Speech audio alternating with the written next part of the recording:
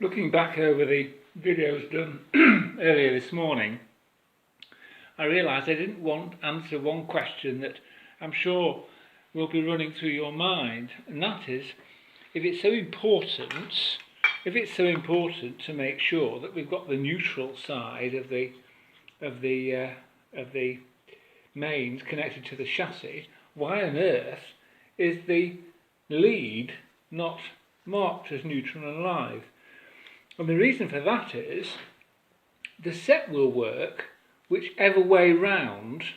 the mains are connected. And standards in the days when this set was produced weren't as quite as precise as they would be now.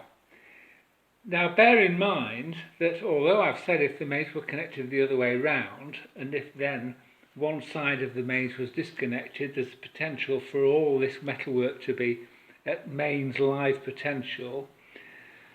From the domestic user's point of view, it's a bit of an academic issue because it's all enclosed in the cabinet. There is no live metalwork exposed to users of the radio in normal circumstances, so it's not of any consequence. It is of consequence if you, there goes the clock again, it is of consequence if you are working on a set because you have potentially got access to this metalwork, and it's much better to have something on this scale at the earthly potential of neutral mains than at live mains. But you will remember also I mentioned that the knobs don't have a grub screw, and the reason that these knobs don't have a grub screw is because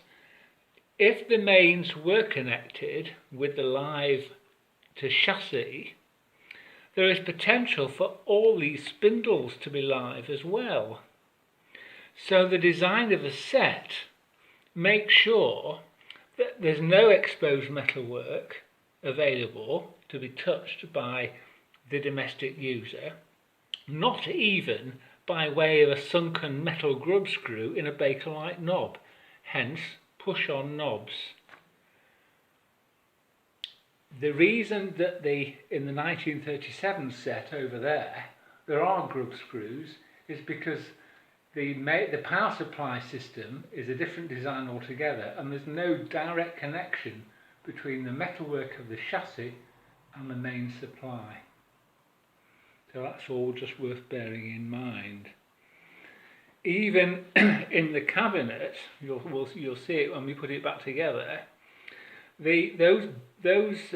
bolts that go through from the bottom of the cabinet to secure this metalwork inside the cabinet, when the base of the receiver is put on, the heads of those bolts are covered by the wood of the base, so that even those aren't exposed to potentially giving an electric shock to an innocent passerby, as it were.